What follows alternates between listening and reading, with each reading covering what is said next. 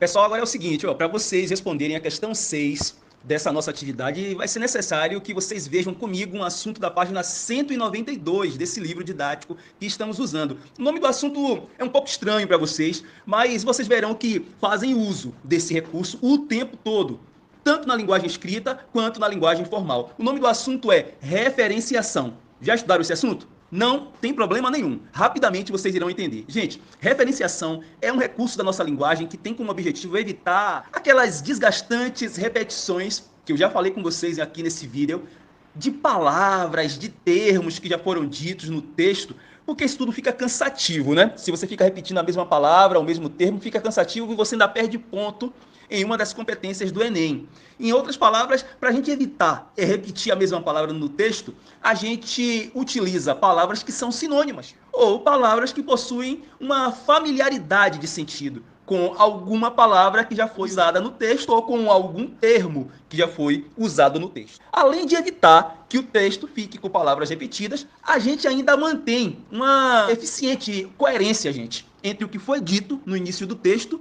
do nosso texto, com o que está sendo dito no meio e no fim desse nosso próprio texto. Ficou claro isso aí? Pronto, então vamos em frente. Para a gente responder a questão 6, a gente vai precisar conhecer esse assunto, viu, gente? O assunto sobre referenciação é bem extenso, é bem volumoso, pessoal. Mas, para a gente responder a questão 6, basta fazermos a revisão da parte referenciação textual, conhecida pelo nome, um pouco estranho também, anáfora e catáfora. Acompanhem comigo. Agora deixa eu explicar para vocês. Observe.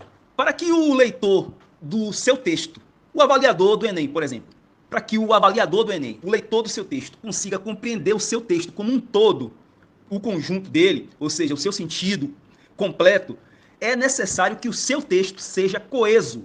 Coeso vem de coesão, gente. Coesão é a ligação de sentido completo do seu texto. O que é que eu estou querendo dizer com isso? Tem que ter uma ligação entre as orações, tem que ter uma ligação entre os períodos, tem que ter uma ligação entre os parágrafos. Um parágrafo tem que ter uma ligação de sentido com o outro parágrafo.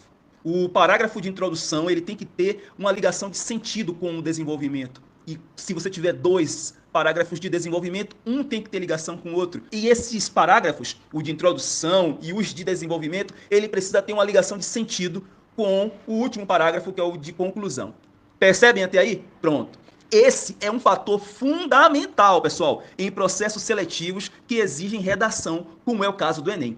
Dentro dessa competência, da competência 4, uma importante orientação que eu tenho que dar para vocês é de que o candidato ele saiba fazer a retomada de pensamento. É por isso que a gente está fazendo exercícios onde você tem ali aquela coisa de você fazer uma retomada da imagem que estava lá na introdução, ou na conclusão você fazer uma retomada de um argumento que estava lá no desenvolvimento. É aí que entram os papéis da anáfora e catáfora. Essa é uma técnica conhecida como progressão referencial, ou seja, a anáfora e a catáfora, como eu já falei para vocês, são mecanismos linguísticos da nossa língua que servem para antecipar um termo que será citado ou referenciar uma palavra que já foi anteriormente colocada no texto. Além disso, a anáfora e a catáfora impedem aquilo que eu já falei para vocês também, a repetição excessiva, cansativa. A anáfora faz referência, gente, a um termo ou expressão citado anteriormente no texto. Ou seja, ele é utilizado para retomar algo que já foi falado lá atrás no seu texto. Vamos ver aqui alguns casos, alguns exemplos. Vamos ver o primeiro aqui. Vou ler para vocês. O presidente do clube recusou-se a falar com a imprensa. Criticá-lo por esse gesto foi a única alternativa que restou para os jornalistas presentes. Gente, ó, nesse caso aí, o pronome oblíquo lo, esse lo aí que está em criticá-lo, o lo retoma, ou seja, menciona, se refere à palavra presidente. E o pronome demonstrativo, esse, onde vocês estão vendo aí que na parte criticá-lo por esse gesto, esse pronome demonstrativo, esse, retoma, ou seja, menciona a expressão recusou-se a falar com a imprensa.